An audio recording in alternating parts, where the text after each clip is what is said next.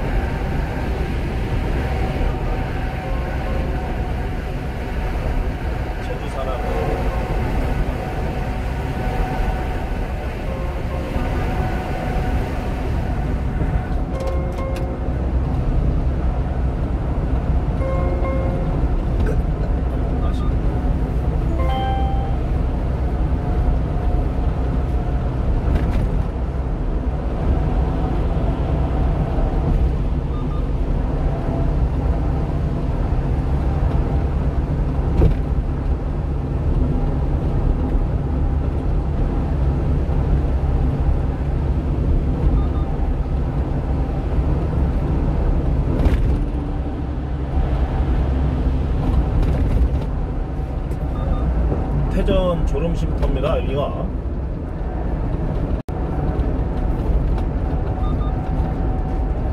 태전 졸음쉼터 지나가요.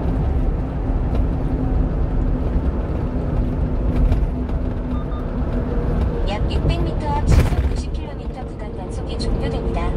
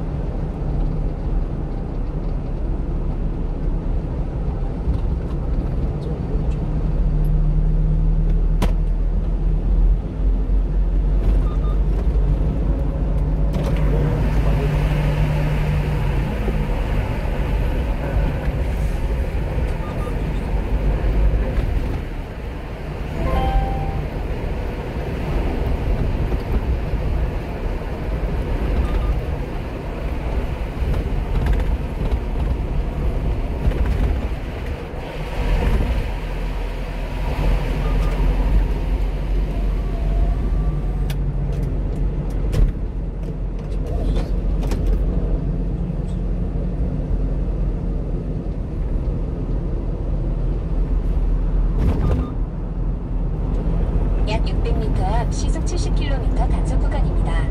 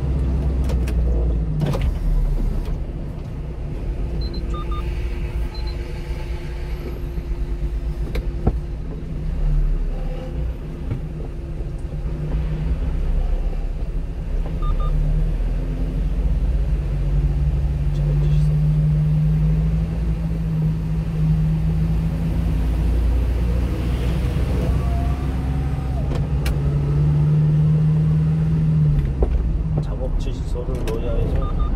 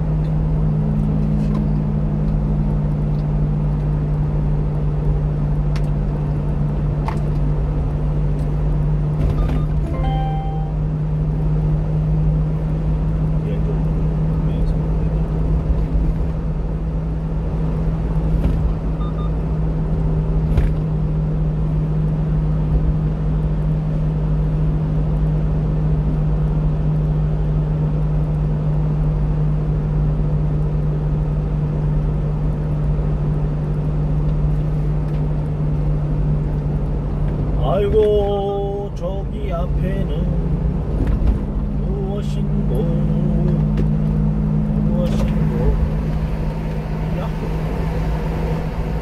여기가 경기도 광주시 추자동이죠. 추자동.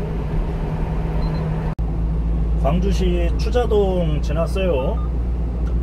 43번 국도 타고 쭉 달리고 있습니다.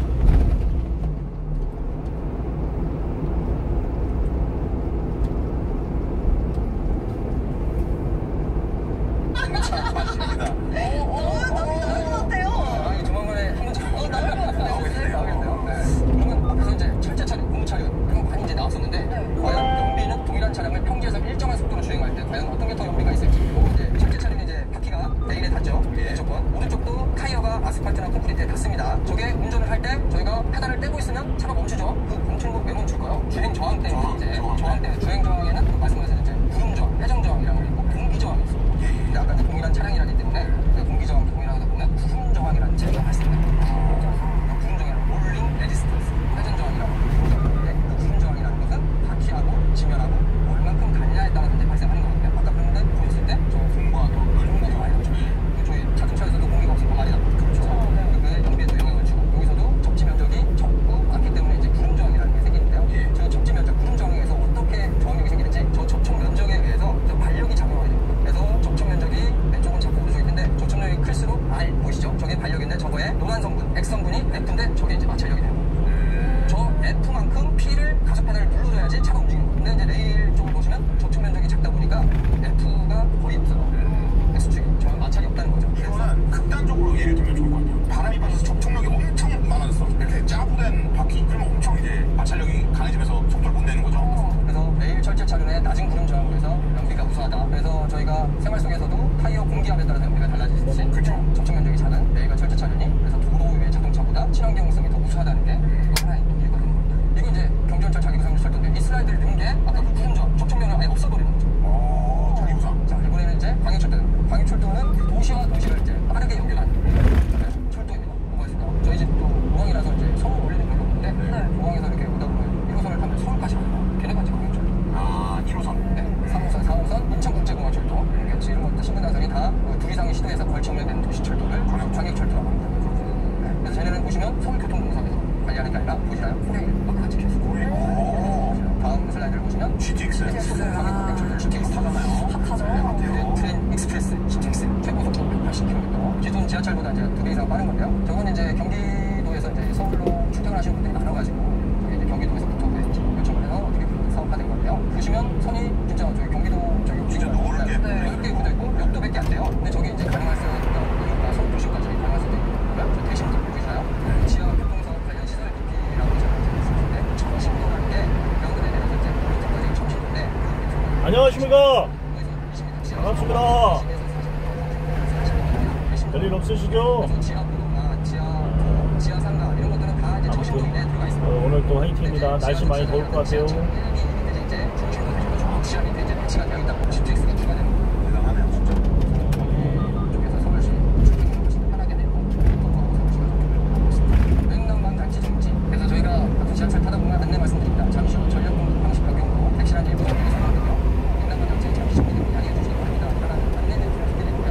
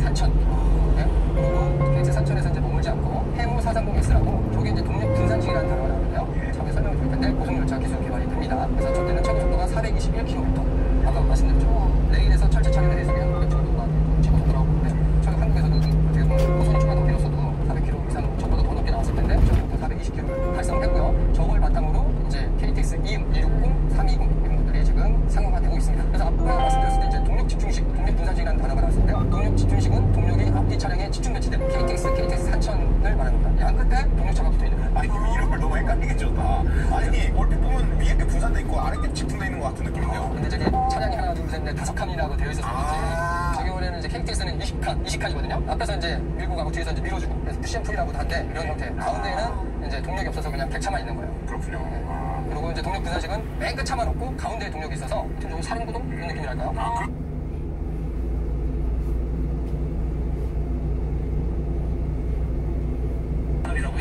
그런 것들이 굉장히 많아요. 서울 장동 때마다 제가 분촌동이죠.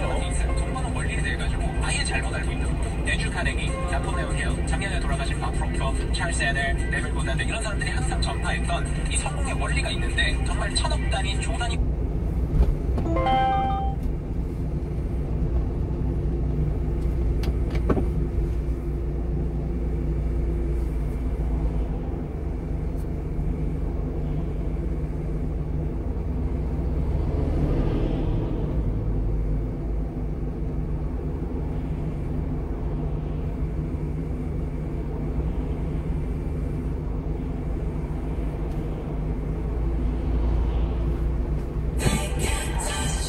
많이 배워야 돼요. 정말 똑바로 하는 사람이 이상한 거 아닐까? 이렇게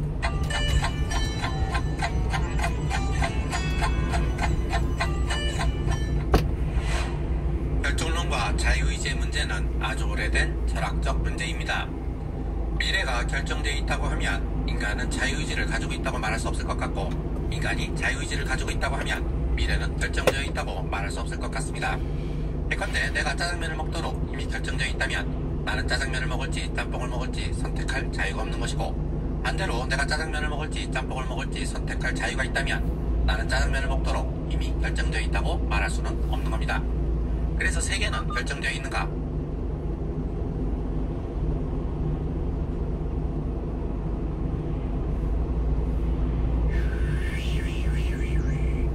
배워야 돼요. 많이 배워야 돼요.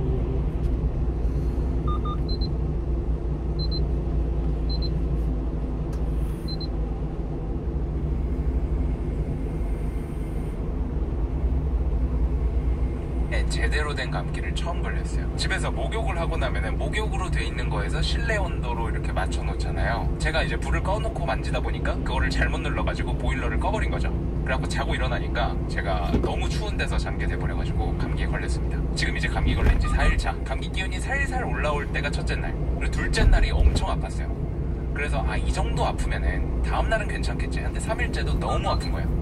그래가지고 3일차에 제가 모든 것을 이룰 때 심상화 기법을 굉장히 많이 썼거든요. 뭐 다른 채널에서 접해보신 분들도 많을 거고 뭐 책으로 접해보신 분들도 많을 거고 예전에 유행했던 시크릿 같은 데서 보신 분들도 있을 텐데 내가 진짜로 마음가짐을 잘 먹고 심상화를 제대로 하면은 내일은 내가 괜찮아질 거다. 내일 내가 건강하게 사람들하고 얘기하고 건강하게 거리를 걸어다니는 생각을 했거든요. 그렇게 해가지고 자려고 하는데 이제 막 콧물 쏟아지고 막 이제 난리가 난 거죠. 재채기 한번 하면은 척추부터 여기 뇌까지 저리 타고 진짜 답도 없었는데 자고 일어나니까 완전 100% 지금 나은 건 아니지만 정말 씻은 듯이 괜찮아졌어요. 지금도 살짝 이제 코가 막혀있긴 한데 거의 90%까지 이제 컨디션이 올라온 것 같아요. 아는 지인분이 뭐 토론회, 독서 토론회 같은 거 한다고 그래가지고 아는 지인분도 만나 뵙고 뭐 쇼핑도 하고 뭐 그러고 들어왔습니다.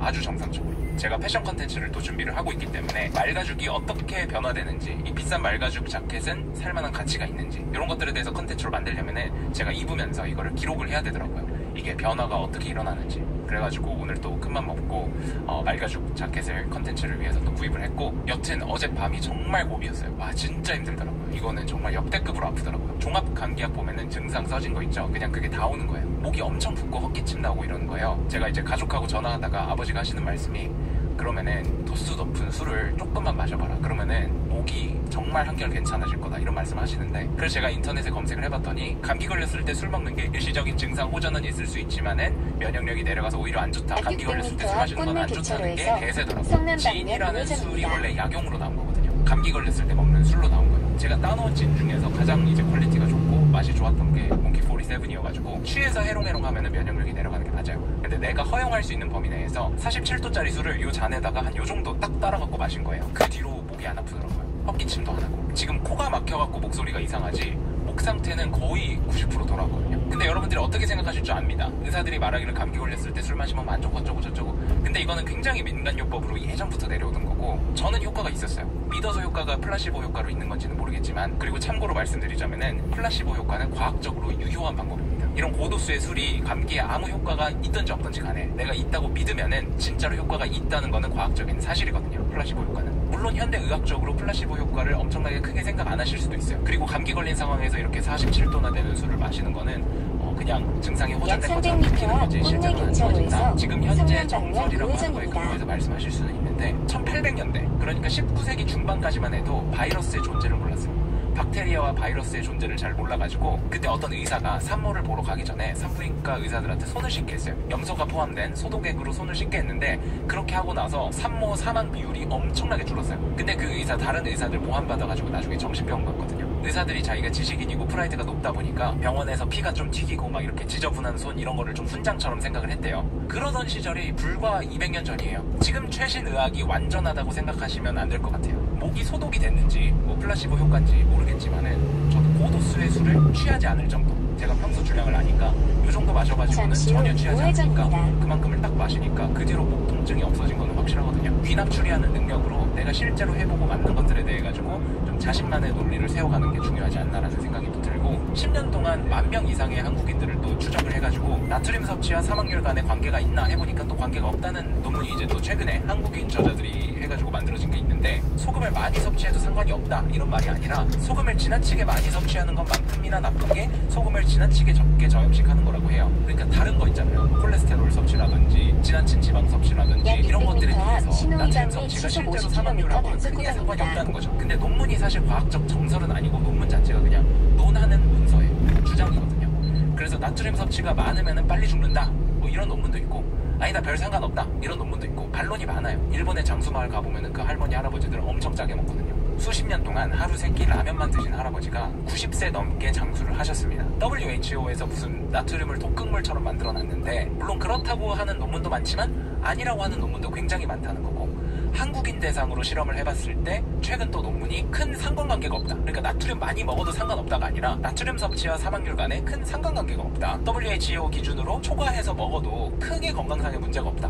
그래서 아는 지인분 독서 토론회 가기로 했으니까 그날 내가 완전히 이게 다 나와가지고 너무나도 자연스럽게 사람들하고 잘 대화하는 모습을 상상했어요. 그렇게 상상을 하다가 지쳐서 잠이 들어가고 일어나니까 몸이 너무 개운한 거예요. 보통 이제 감기가 길게 가면은 7일도 가고 보통 일주일이라고 그러잖아요. 첫날 조금 목이 간질간질하고 둘째 날에 엄청 아프고 3일 날에 엄청 아팠는데 이제 4일 차인데 심상화한 다음날 괜찮은 거예요. 뭐 과학적으로 사실이니까 플라시보 효과는 사람들이 사이비 종교 믿는다 그러면은 되게 선입견이 있잖아요. 물론 그런 거에 속아가지고 막 돈을 막 다 바치거나 이런 거는 진짜 안 좋은 거지만 믿음이라는 건 사람한테 진짜 좋은 것 같아요. 어떤 분은 보면은 내 눈을 바라보면 모든 게 다 낫고 내 손을 잡으면은 뭐 만병통치가 되고 뭐 이런 분들이 계시더라고요. 근데 그거를 진심으로 믿는 사람한테는 그 사람이 뭐 내 눈을 바라봐 해가지고 진짜 바라보면 낫는 거예요. 진짜 믿으니까. 저도 어젯밤에 그렇게 하고 나니까 그 다음날 이렇게 괜찮아진 게 너무 신기한 거예요. 그래서 이거를 제 개인적인 용도로도 좀 남기고 싶어하고 영상을 찍고 있습니다. 폐렴이나 뭐 B형 간염이나 에이즈 이런 거는 정신병이 아니죠. 진짜로 이제 바이러스가 들어와야 걸리는 병인데 감기는 정신병이 맞는 이유가 대부분의 공간에 감기 바이러스는 존재를 해요. 그러니까 우리 주변 어디에나 감기 바이러스가 있어요. 제가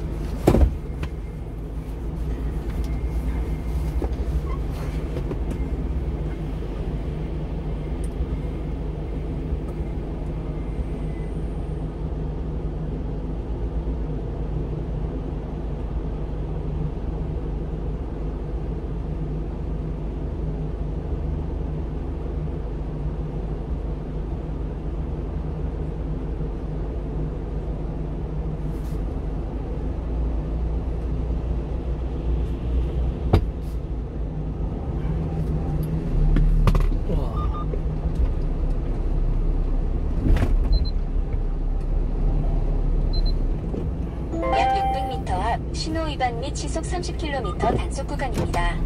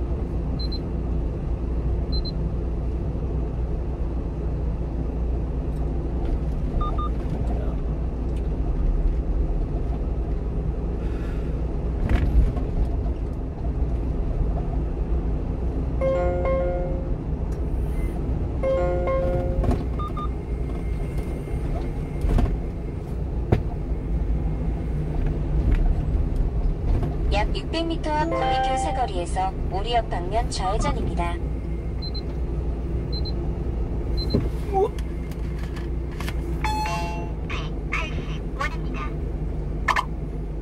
최근 결제한 금액은 500원입니다.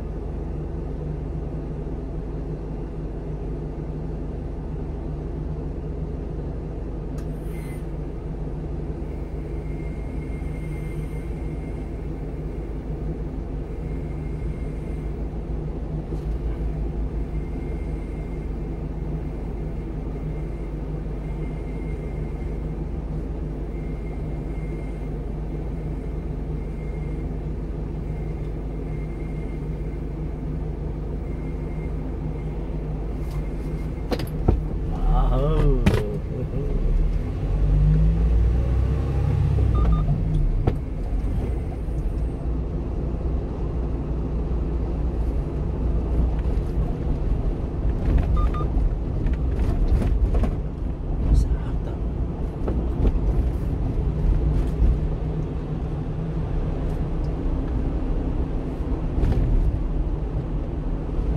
약 300m 앞 구미교 사거리에서 오리역 방면 좌회전입니다.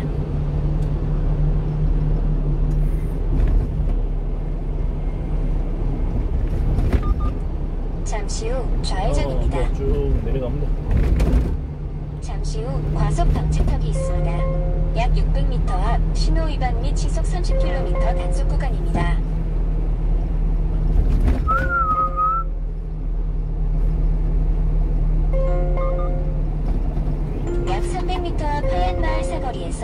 미금역 방면 좌회전입니다. 새로운 경로로 안내합니다.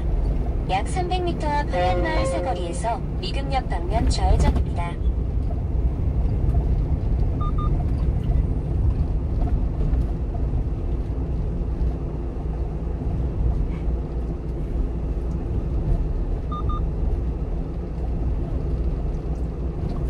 잠시 후 좌회전입니다.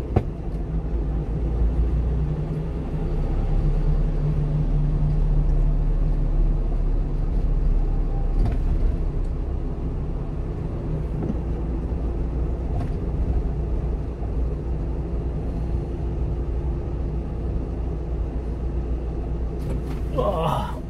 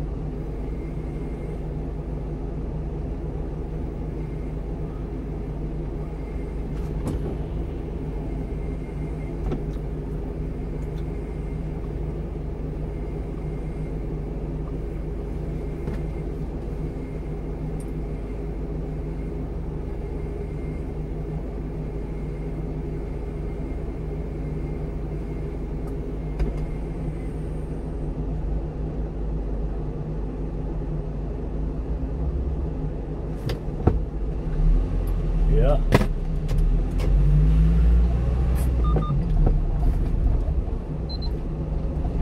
약 600m 앞 신호 위반 및 시속 30km 단속 구간입니다.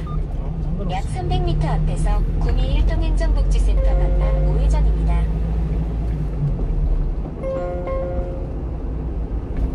밤 늦게까지. 잠시 후 우회전입니다.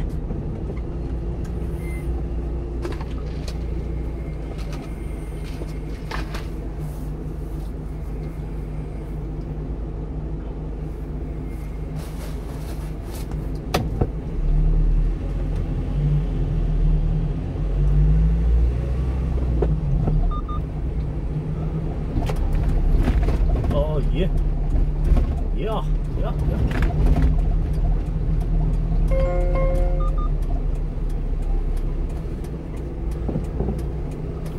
으아.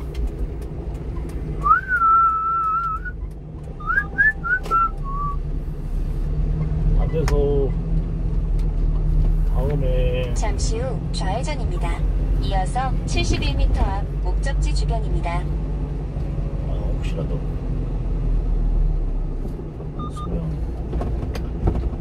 링크를 드릴게요. 야, 구미동